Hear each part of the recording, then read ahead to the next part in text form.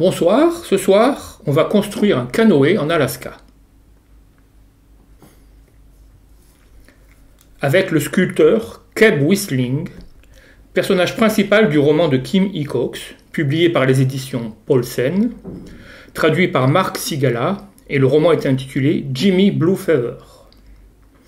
Keb Wisling est un vieil indien, un vieux sculpteur Tlingit. Les Tlingits, c'est pas facile à prononcer, sont un peuple amérindien du sud-est de l'Alaska, en gros juste en dessous du Yukon. Et donc Keb Wisling habite un petit patelin nommé Jinkaat. Il a aux alentours de 95 ans. Je cite, « Tous ses vieux amis étaient morts. Les amis avec qui il avait vécu ses meilleures histoires. Il leur avait tous survécu.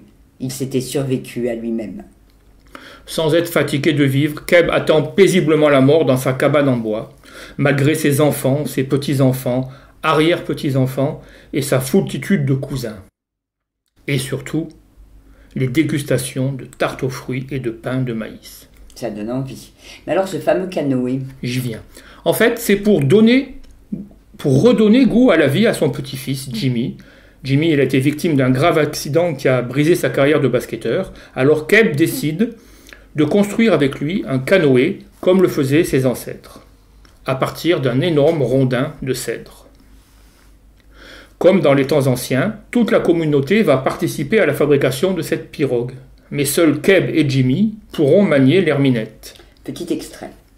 Faire un canoë n'était pas une mince affaire. La peau de vos mains se transformait en cuir, vos bras en piston. Les arbres sont des êtres vivants, les canoës aussi s'ils sont correctement construits.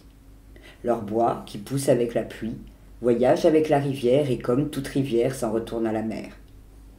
Il fallait se mettre du côté du cèdre, ressentir son grain comme on ressentait la pluie, le faire travailler avec vous, bénir l'arbre, raconter de nouvelles histoires, rendre grâce et affûter son herminette.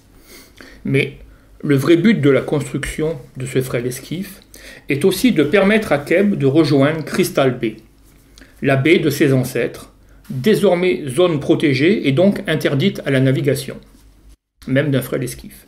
Il sera accompagné par Jimmy et sa compagne Little Mac, mais aussi par Steve c'est Steve le chien en fait, et le jeune Kid Hugh. Ils seront recherchés par les autorités bien évidemment, mais ils seront aidés par des amis et des inconnus. Et ils pagaieront fièrement vers cette Crystal Bay mythique. Alors tu parles beaucoup de Jimmy, mais pourquoi ce titre Jimmy Blue Feather? Alors d'abord, pour ceux qui ne parlent pas la langue de Bob Dylan ou de Raymond Chandler, Blue Feather signifie plume bleue.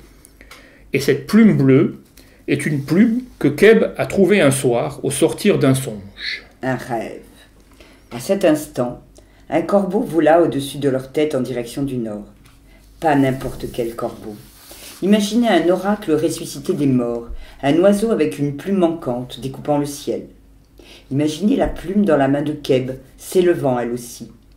Pas une des plumes duveteuses du dos ou du poitrail de l'animal, mais une rémiche primaire, large et noire comme un ciel de janvier, faite pour la portance et la vitesse. Keb fut incapable d'expliquer ce qui se passa ensuite. Ce qui se passe en fait, c'est qu'il va offrir cette plume à son petit-fils Jimmy. Et cette plume bleue va jouer un rôle symbolique tout au long du roman. On l'a appris par nos lectures, les Indiens d'Amérique, quelle que soit leur nation, sont très attachés à la nature. Ils font généralement corps avec elle. C'est aussi le cas pour les Tlingits d'Alaska. Que ce soit dans la construction du canoë, leur rapport à la chasse, à la pêche et même à la mort, l'homme n'est qu'une espèce parmi les autres dans la nature. Et comment peut-il se considérer comme grand quand son regard croise une baleine à bosse qui protège son petit? En résumé, c'est un roman noir, style nature writing. Oui, tout à fait, mais c'est aussi une épopée, un roman d'aventure, et vous l'aurez compris, un roman initiatique. À découvrir donc. Bonsoir. Bonsoir.